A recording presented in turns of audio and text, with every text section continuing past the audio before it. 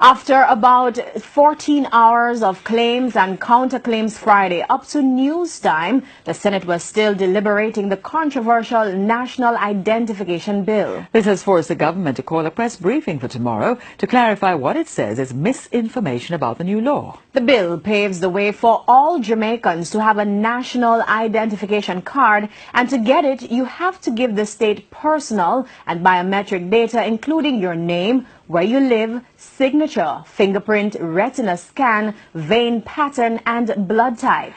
It turns out that the pattern of veins in your hand is just as unique to you as the pattern of skin on your fingertip. In this setup, the system is used to verify identity, to prove that you are who you say you are.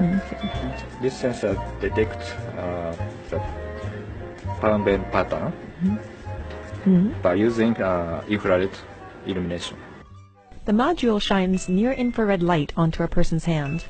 The deoxygenated blood in the veins absorbs the near-infrared light, while the rest of the hand lets the light pass through. A sensor in the module records the image of the hand, where the veins show up as dark lines. Then a software program compares the image against the template on record for that individual.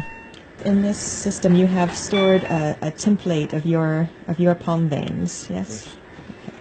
Then the program announces whether or not there is a match. That shows access denied. Thank you. Your vein pattern is also a more secure identifier than your fingerprints, which can be lifted from any smooth surface and reproduced. Because your veins are inside your palm, no one can see or copy them. In Japan, many banks already use vein scanning technology as an added security measure in their ATMs. The Shinzaki also showed me the company's next-generation biometric identification system, which uses both palm veins and fingerprints. So when I press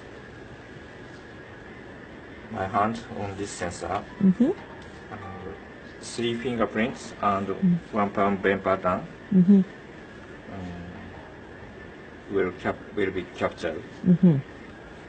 This system doesn't just verify that you are who you say you are.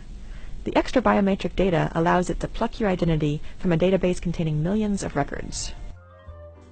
One day, this could allow a customer in a shop to buy a magazine just by placing his hand on a sensor. And the R&D lab is still experimenting with new imaging systems that could be used for more precise identification. For IEEE Spectrum, I'm Eliza Strickland. TVJ's Andrea Chisholm has details of today's special sitting of the Senate. Defend the citizens of this country and don't sell them out. We're selling them out for $68 million loan US. Senator and we're Brown. selling them out again Senator with Brown. this legislation. Senator Opposition Senator Lambert Brown, as the upper house continued its clause-by-clause analysis of the National Identification and Registration Act. Clause 20, Section 1 of the bill makes it clear that every Jamaican shall be part of the database. Opposition senators want Jamaicans to have a choice by replacing the word shall with may. There's a review process after 18 months, and we use public education, persuasion, and other means to get a buy-in from the public in a non-mandatory way, and during the review process we can assess where we are.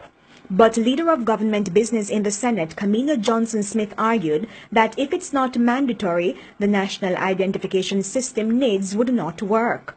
But I've structured the bill in a way that all the clauses do not come into effect at the same time, so that we can properly phase not only the rollout and education, but also when it is that there will be any effective penalty. In the end, the changes proposed by the opposition were not accepted. The mandatory provision remains.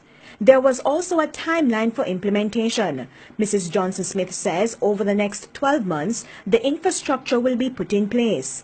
The pilot project will begin in January 2019, and the full rollout will begin in September 2019 over a 3 to 4 year period. Government senators also rejected calls for that timeline to be inserted in the law. And the disagreements continued, this time Clause 20, Section 9. It essentially states that if one refuses or fails to enroll in the database without reasonable excuse, they shall be liable for conviction. If convicted in the parish court, the penalty is a fine not exceeding $100,000. What is without reasonable excuse? Would that include religion? if it includes religion, is that religion as accepted by the law, or as is practiced, or as is popular, or as is perceived? It is that very breadth that makes it very valuable to the citizen. I would leave it like that, and it can encompass any reasonable excuse. There was also an issue with Section 30, which states that the national identification card remains the property of the state. Opposition Senator K.D. Knight wanted to add something to that sentence. However, it shall not be taken without due process. Aye. Andrea Chisholm, TVJ News. Meanwhile, several groups, including members of civil society, turned up at Gordon House today as the Senate continues its review of the National Identification and Registration Bill.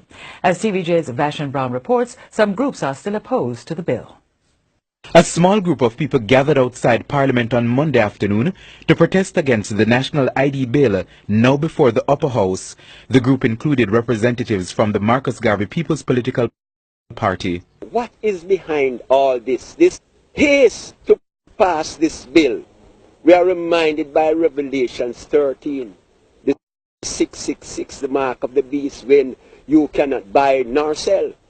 So we are saying, if England, Australia, India, and other greater nations than us have rejected this system, then who are we to accept it? Are we the guinea pigs? As well as the Paul Bogle Foundation. There's no way the Parliament of Jamaica should find time to be considering something like this.